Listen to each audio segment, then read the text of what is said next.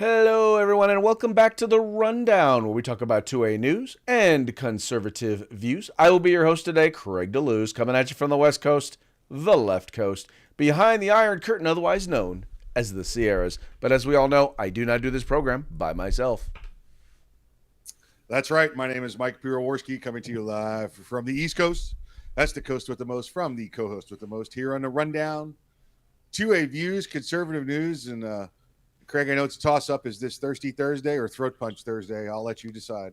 Well, normally we would refer to this as Throat Punch Thursday, but today that ain't gonna work. Today we're not going to be Throat Punch Thursday because we don't have a guest with us, but we got a lot of crazy stuff to talk about.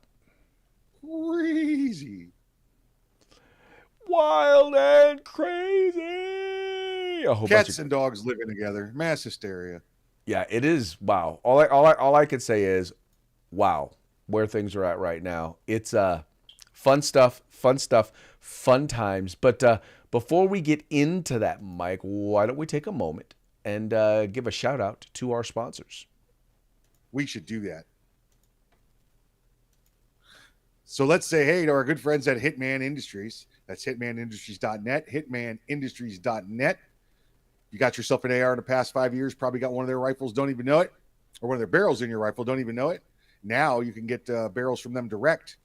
You could put a new barrel in your current AR or get a barrel for your next AR build. That's hitmanindustries.net. California Republican Assembly, fighting a good fight behind enemy lines. Now you can take part in California's future today. Don't forget to keep your eye on the California 6th Congressional District race. If you want awesome tactical concealed holster, get your butt over to hogholsters.com. That's HAWG holsters.com, hogholsters.com. Give them the discount code, The Rundown. It's all one word, no spaces, all caps. Get yourself a nice little discount on an awesome concealed tactical holster.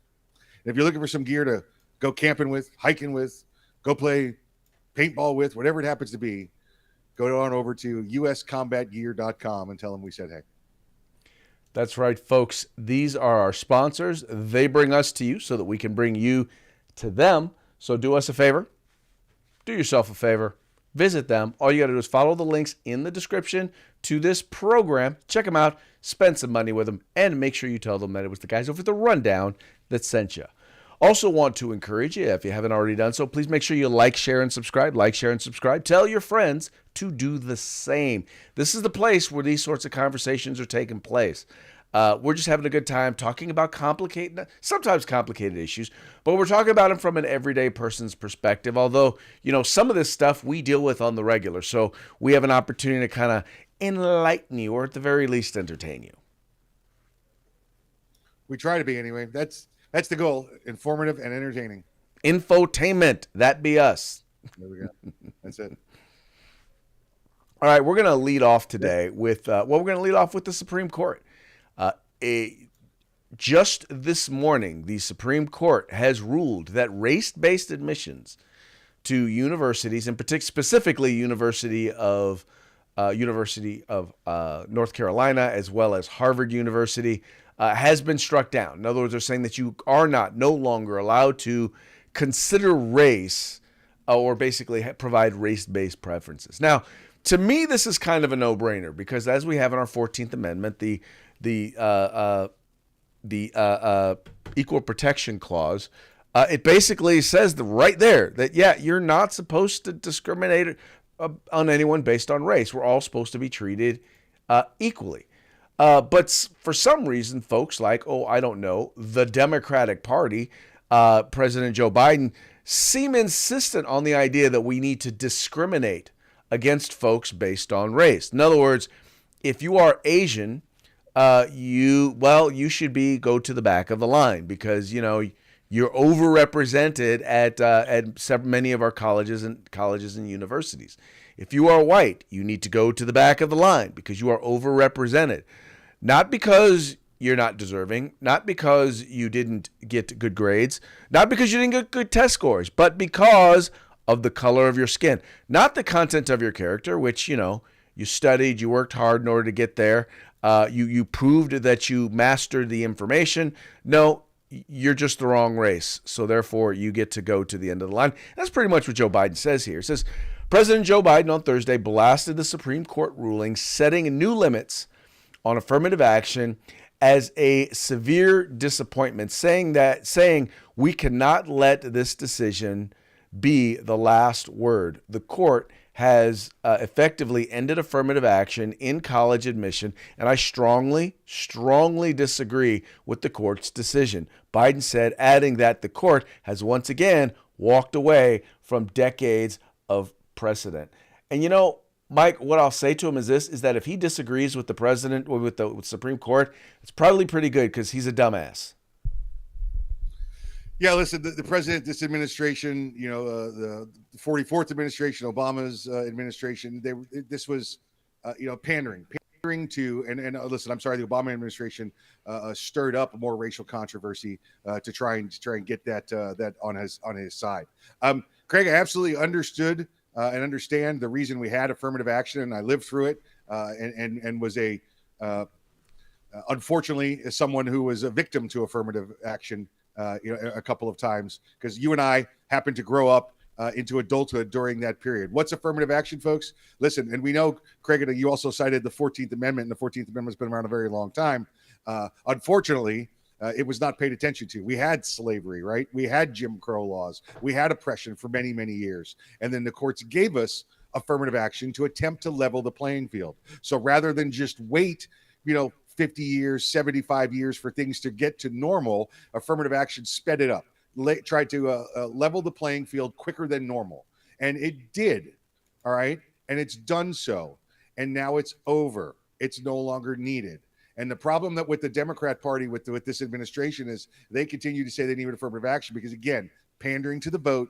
They want the vote from the African-American group. And we also see, Craig, you'll see certain African-Americans out there complaining about affirmative action's racist when you get rid of it. Well, these are people that no longer enjoy not having an advantage. Now they're on a level playing field, and that's not fair to them because they're used to growing up with an advantage. Well, but Mike, here's the thing. This is what makes it even worse. See, initially, affirmative action, when it was started, was about recognizing that there had been historic racism and then trying to be proactive in trying to stem against that. And they specifically said it had nothing to do with quotas. They were not going to institute quotas. The goal was to institute programs to say, okay, let's see if we can improve things. When things weren't improving based on the programs that they instituted, they decided, well, now we're just going to put in quotas. And we're going to say, well, certain percentage of this race, certain percentage of this race, certain percentage of this race. Yeah. And so that was the first thing. But then here's what wound up happening. It wound up not working because what would happen is that you would have highly qualified folks, and then you would have folks who maybe weren't as qualified. In some cases, they were able to be successful because maybe they weren't the top of their class, but they were able to make it at a Stanford or a Harvard. But then you had folks who clearly were not ready to be at Stanford or Harvard. And you admitted them anyway because they fell into that percentile based on their race. And what you did was you set them up to fail because they were not prepared to be there at Harvard, at Yale, at Stanford. They wound up eventually dropping out of school and never going back. Now, these are also students who, if they had maybe gotten into University of Southern Florida or California State University, they probably would have been able to be successful and graduate from college, right? There are some people who got into Sacramento State University or University of South Florida who probably should have gone to community college first, right? You're setting people up for failure by putting them in a position that they're not ready to achieve that. Imagine if you took a 154-pound, 5'5" guy and then said, okay, we're going to put you on an NFL team in order to meet an affirmative action quota. Now, what are the chances that that individual is going to be successful in the NFL? Given the fact that they don't have any of the attributes, any of the preparation really necessary to be successful as a professional football player. Yeah, no, I agreed. A good example. And I think it goes beyond, and it's a good example. But it's hard to judge mental capacity and racism. But yes, it's there should be a set of standards. That makes the decision whether or not you gain entry, whether or not you get a job, and that's it. And again, I absolutely agree, and I believe we needed affirmative action the way it was designed to be. And what we ended up with, Craig, was a good idea but bad execution. Oh, most definitely. And you wound up harming, and oftentimes the very same people that they claimed that they wanted to help or support, they wound up harming them. And Yes. and that's happened, by the way, across the board in many, many, many different areas, whether it's hiring, whether it's access to universities. Because here's what we found in California: we ended affirmative action with Proposition 209, and yes, you did see admissions to universities amongst Black and Brown students did go down. But it's since gone back up. And by the way, part of that is also because the number of people who were applying actually went down. But here's the interesting Right. thing, Mike. Guess what? Guess what went up during that time? Graduation Graduation rates. rates. That's right. Yeah. More and more African American, more and more Black, more and more Latino students are actually graduating from these universities, from California State University and from the California UC system, because guess what? They were actually prepared to be there, because they didn't get on there. They didn't get there based on the color of their skin. They got there based on the work that they had done in preparing themselves to be in college. And by the Well, way, I remember this administration, yeah, the Obama administration, and many of the Democrat administrations before. They didn't care if you graduated. They just wanted you happy with the affirmative action program that they put in place, so you'd vote for them. I'll give you an example. When I first went to Chico State, there were over like 100 and some odd students who entered Chico State as freshmen when I started. Only 8 of us graduated. That was how bad it was. Now, I would in later years, I would work with a program where I actually tutored students, worked with students in various different math and statistics programs and workshops. And the sad part was, Mike, you had students who were very bright, were very intelligent, were very smart. And when I say not prepared to be there, I'll give you an example. They couldn't add, multiply, and divide fractions, Yeah, but they were yeah, admitted to a 4-year university, and they were already behind. They didn't know how to write a basic 5-paragraph essay, right? Which is the staple yeah. of any class you're going to take at the university Right, level. Um, right. I agree. There are disparities, and we need to work on how we address those disparities. But you do so by improving the quality of education that you are providing to these students. You deal with the underlying matters. The problem I have with some of this is that when the people on the left they want to act like race is the reason why so and so isn't getting jobs. Other person isn't making as much money as a person of another race. So and so isn't or is more likely to go to jail or to not graduate. And Yeah. the problem is that it's not the cause. It may be correlative, but it's not causative. And they want to ignore the actual causes, and they want to take the easy road and try and create equity. In other words, equity is forcing, when you can't create equality of opportunity and you're not successful in doing that because you're, quite frankly, too lazy to do the hard work to actually make that happen. Well, then you cheat and you just say, well, okay, well, we'll just put you at the front of the line, even though we know that you're not your chances are you're not prepared to be there, and that you won't stay there long because, you're not prepared to be there. Well, and this is what we said when what Ketanji Brown got into the Supreme Court, and they called her the best qualified African American woman for the court. Well, and I think you and I made the example. Let I go to the ER. I don't want the best qualified African American heart surgeon. I want the best qualified heart surgeon. That's what I want. Yeah, and well, the other thing was so too. Sotomayor brought up the idea. Well, that there are 3 African American justices here who got accepted, who went to the top law schools, Ivy League law schools, based on affirmative action programs. Number one, let me just say this. Two of the three, the very fact that you think that's a legitimate argument demonstrates that, yeah, affirmative action Yeah. doesn't work. Um, Yeah. and then number three, if you can't say that about Clarence, because Clarence Thomas was a phenomenal student. From what I have read, he was a very good student. Yeah. So I Yeah. maybe economically or financially it made a difference for him, but I doubt that I doubt that he needed it. I doubt that he needed Well, economically. I remember, Academically. I remember, affirmative action wasn't about scholarships. It was about, the ability to compete and get points ahead. It's kind of like when you go to work for the post office and you could say, "Oh, I claim veterans preference." Guess what? You did something, so you get extra points on it. On the civil service exam, you get extra points, and that's what affirmative action did. It gave people more points for the examination process than the same qualified person. Well, but standing but no, next to but you. see, but here, Mike. Now I'll tell you, and this is what some of that did. The affirmative action program did, though.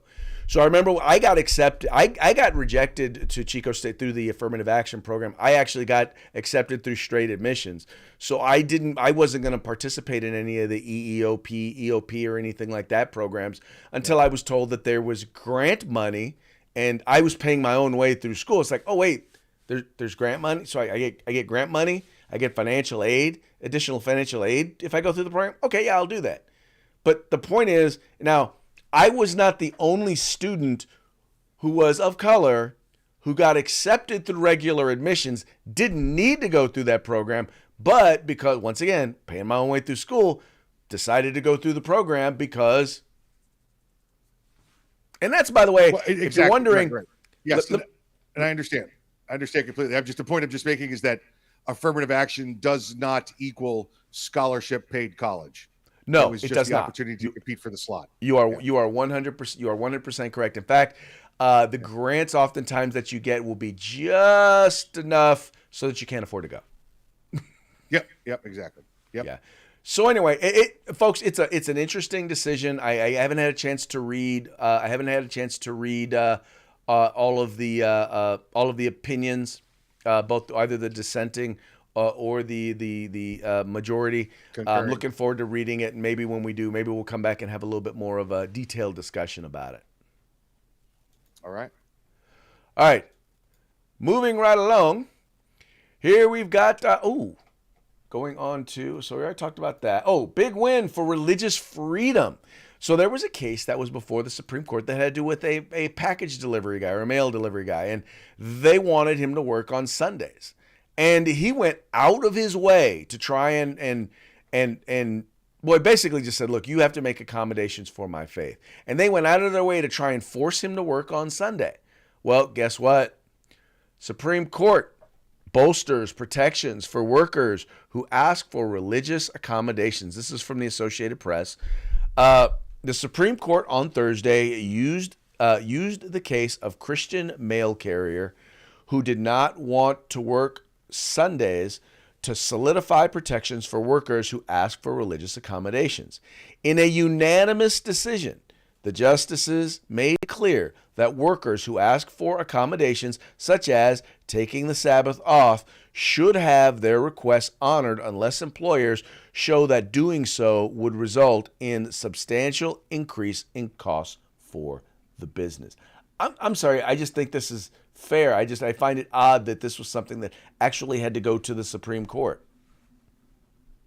Yeah, and I'm not sure if it's just the fact that this accommodation is agreed upon, or setting the standard right there with substantial increased costs. You work at a 5-man private company and you got hired to work weekends, and then all of a sudden you can't work Sunday because you have to go to church and you want to sue them over it. And guess what? One, it was contingent upon you working here that you had to work weekends, and two, you're one of 3 employees that are not ownership. And if we have to hire somebody else to work your Sundays, it's a substantial increased cost. So it might be setting the standards for when it can be used, not whether it's a valid argument. Well, exactly, because in this particular case, the employer wasn't interested in making any accommodations. They had other employees. Well, what the real issue was that they felt like it was unfair to the other employees because none of them asked for the religious exemption.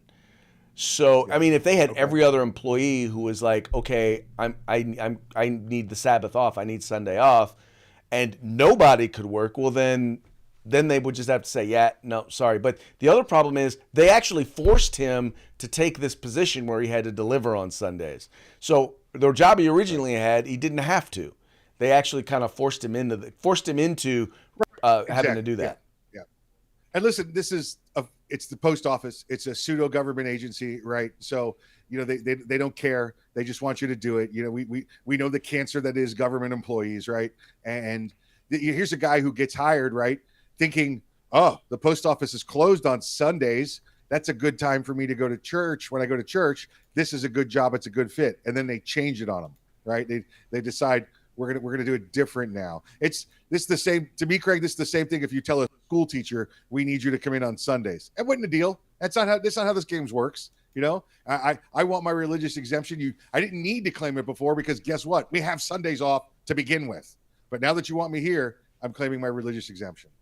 Well, exactly, because I didn't talk about a religious exemption before because I didn't have to work on Sundays. Now that you've changed That's right. the rules, well, then Yeah. you need to. There's more information that you need in order to determine whether or not I'm going to be working this Sunday. And the government supervisor response: "Don't care." Next. Yeah, well, because ultimately they're not the ones that are being sued; it's the government that's being sued or that's going to foot the bill. Correct. So, typical government bureaucrat. Oh, speaking about government bureaucrats, wow, we're just full of like good things happening in court. The California Department of Justice, who I will just say I have seen them embarrassed in court a few times, and usually what winds up happening is a lot of times in California, our cases wind up actually not going to court because, or when they do go to court, the defendants or the California Department of Justice, the state is almost never ever required to actually make their case. Oftentimes, what will happen is they'll wind up throwing out the case, or the judges will wind up siding with them even before they even have to present their case.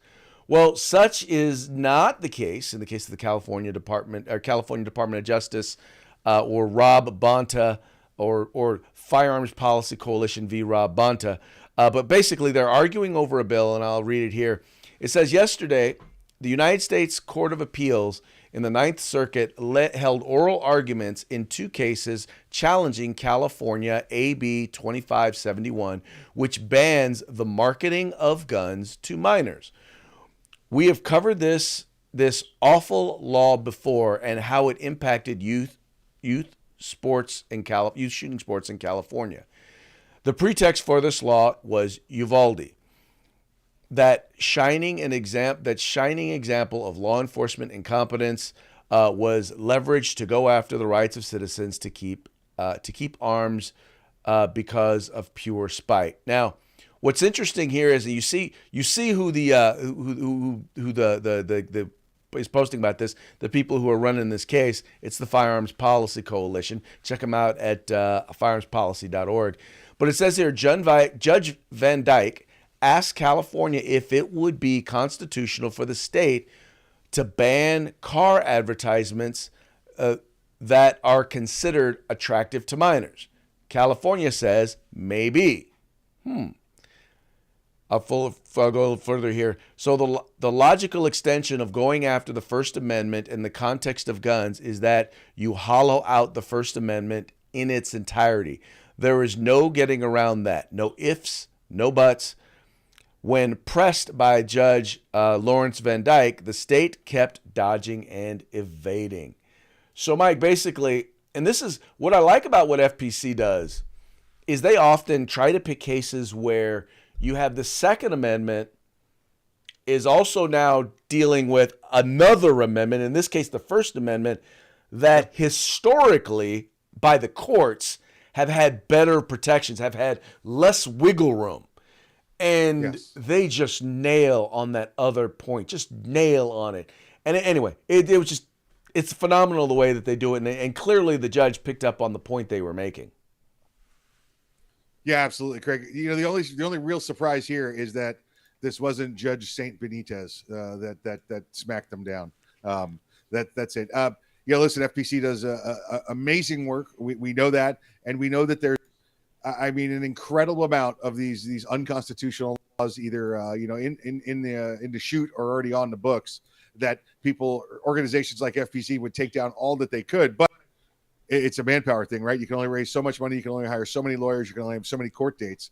So hope to see them do many, many more. Oh, and by the way, folks, the way they do that, hint, hint, hint, is for you to go to that firearmspolicy.org and click the make a donation button if you want to see more things like this. Right. And by the way, so the whole point of this is they're saying, well, if you make guns attractive to kids, kids are going to want to buy them. But Mike, there's one problem with that. They can't legally buy guns. Yeah, kids can't buy guns. Right. Yeah. And they're specifically issue, right? going after the JR platform or the JR-15, which is basically a reduced platform AR. And it's made to make it easier for kids or smaller stature adults to be able to utilize a firearm. Now, what gets me is that's how kids learn firearm safety. You teach them by showing them the firearm, allowing them to shoot the firearm, once again, complete appropriate, hopefully professional, but with adult supervision, right? Yep. But they don't want anything. They don't want the gun to be like different colors, right? That little thing like that, like how some of the young ladies and some of those pink pistols, like their pink pistols, or their pink and green ARs or whatever. Well, nope, they don't want that. They don't want them because they look too cool, and kids are going to want them. Yeah, that's it. Listen, it's the argument worked with Joe Camel, right? When they did that, because cartoons attract kids, and kids want cigarettes. And I thought maybe this had a chance of being an actual battle, an actual fight, because they said, kids are not old enough to buy cigarettes, and they said, well, yeah, but they do. So I'm like, well. Yeah, it's a different standard of background check. Obviously, it's not just checking an ID to see how old you are, or not checking an ID to see how old you are. So, it's good to see. It's good to see the first and second standing up together, in this fight. And I just hats off to FPC again for the incredible job they do. That would be interesting though if you had to file for a background check in order to buy a pack of cigarettes. I don't hold it above them. I bet they will. I would not at some point. I would not put that past them. The only thing though is that so much tax money goes into their programs from cigarette sales. They may be afraid that they would reduce cigarette sales too much. Oh, I'm sorry. If they're really concerned about health, then that's what they would do. But they're not. They want insurance companies to make money. They're concerned with telling you how to live your life. Yep. Oh, another good news. We're just full of good news today. I got to tell you, this is just phenomenal. So right now, the GOP is having an internal battle. And the internal battle, well, it's not over some of the stuff that you would normally think. This time, the internal battle is, well, who are we going to impeach first? That's right. They hear the story over at the Hill. GOP is divided on first impeachment target. The growing zeal amongst Republicans to launch impeachment proceedings has hit an early snag. There is no agreement on which Biden administration figure to target.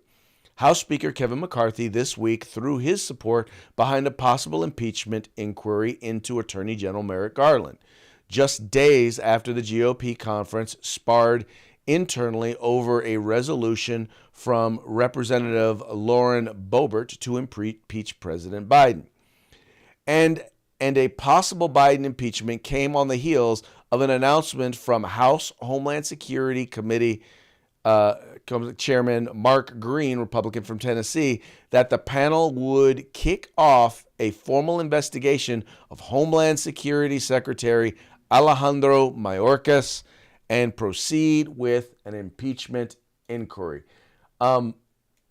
Mike, it sounds like they're suffering from an abundance of riches, meaning they got a bunch of idiots that they now get to impeach.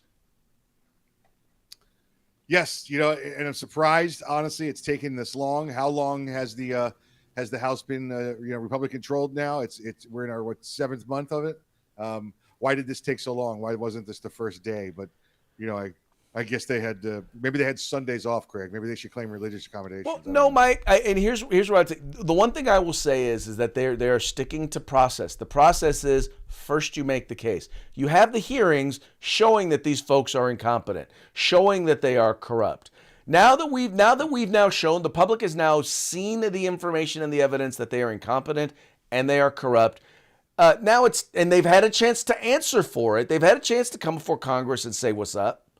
And they either haven't or they just got up there and lied. Well, now it's time to take it to the next level, which is the official impeachment process. I think that's the way you do it. You notice what they did with Trump was there was no process. Of course, then again, there was no evidence. There was no real argument against. There was no real reason or any real reason why they really had, other than the fact that he Orange Man make mean tweets. Yeah, listen, but this is what we know. We know that the conservatives, we know that the Republicans are going to, perform under the rule of law, make decisions under the rule of law, as opposed to the liberals, and it's going to be knee-jerk and emotional responses, and they're going to rule under emotion. It's why we have your California case, right? Your bill there out of California, another emotional knee-jerk law that was created. Same way, when we got to go after Trump, our Trump derangement system is so bad, we got to go after Trump. We're not going to have an investigation. We're just going to impeach him. Okay, great. But then they had the hearings afterwards. That was kind of strange, but all right. Well, and Mike, ultimately, this is, even if they have the impeachment, it's going to do the same exact thing that happened with Trump, in that the Senate is not in a position where they have 60 votes for cloture in order to actually impeach either of these individuals. But I think, once again, officially putting this information in the record of what has gone on, and once again, they can honestly say they've had an investigation, or they're putting on an investigation. And I'm all for this. Let's see them impeach somebody. Yes. Listen, we know the Senate's not going to approve it. We know they're going to vote it down. Right. Let's see them. Let's show them what court looks like, as opposed to the kangaroo court they put us through at season 1 and season 2 of the January 6 riots. Season 1 and season 2 of the January 6 rackets. Good stuff. But yeah, it'll be interesting to see which ones come up first. Ultimately, Biden may be in trouble, because I think a lot of the stuff that's coming out, because, dude, right now, when Vox is writing about the Biden crime family, the cat is out of the bag. Yes. Yeah. So we'll see. We'll see who gets which squeaking wheel gets the grease first. Yes, we shall. And that brings us to our parting shots, brought to you by Hog Holsters. You can find them at hogholsters.com. Go there, get your Hog Holster today. Make sure you use discount code The Rundown. All caps, no spaces. Get your Hog Holster today. All right, let's see. What do we have here? Oh, we've got a bunch of different things here, a bunch of different interesting ones to show you. Not that one. Oh, there we go. Bam, we're going to go with that one. Okay, our first one, once again, speaking of impeachment, here's one. So here you've got Biden sitting behind his desk saying, none of this touches me. You see that his Hunter's WhatsApp messages are floating all around him, and he's got this flimsy little DOJ umbrella. I believe those were known as Richard pictures. Richard Pictures. All right, this next one. Well, I like this one because I think it exposes something that I like to say is one of the greatest flaws that we have overall with our tax policy. Let me pull this up here. Okay, and it says the biggest scam in life: paying taxes on money you make, taxes on money you spend, and taxes on things you own that you already pay taxes on with already taxed money. Oh, yeah. Yeah, absolutely. And we could add about 20 more things into that as well, that there's ways to tax them. Oh, now you own it. You have to register it. Oh, here's another tax. Oh, Oh, you want to sell it? More tax again when you resell it. No. Passed away. You We're want to gonna give your it to your relatives? kids when you Oh, die? more Well, then tax. there's an inheritance tax. Yep, exactly right. Yep. Tax you coming and going multiple times. But Yep. these are the same people, Mike, who have bought into Bidenomics. Yeah. Yeah. Democrats and the economy. You want to describe Yep. this one for the folks who are listening? There's a really cute yellow lab there, and he's being walked by a blind man, and that's the Democrat and the economy. He's blind. He doesn't see Blind, except I guess that's supposed to be the president is the seeing eye dog, except he's old and decrepit, and kid doesn't know where he's going. It's normal then, yeah. Normally, man, Where's I he would going not. today? Normally, I would be very skeptical about describing someone who is older, of an elder generation or octogenarian as old and decrepit. But I think President Biden qualifies as old and decrepit. Yeah, he's a cuckoo for Cocoa Puffs. He's so loop-de-loops. Yep. There you go. All right, it's about that time for us to call it a day. But before we do, got to give that final shout out to our sponsors. HitmanIndustries.net, HitmanIndustries.net. Any caliber rifle or pistol barrel you could think of at any length, they've got available. And coming soon, Glock barrels. That's HitmanIndustries.net. California Republican Assembly fighting the good fight behind enemy lines. Now you can take part in California's future today. Make sure you watch the California 6th congressional race as well. And of course, if you want some awesome outdoor gear, hiking gear, sporting gear, combat gear, whatever it happens to be, get on over to uscombatgear.com. That's right, folks. Please take a moment, visit our sponsors, and let them know that the guys over at the Rundown sent you. And with that, we're done for the day. So we appreciate you tuning in. We appreciate you liking, sharing the program, and telling your friends about us. We will be back tomorrow on Free to Back Friday. Y'all take care, and we'll see you tomorrow.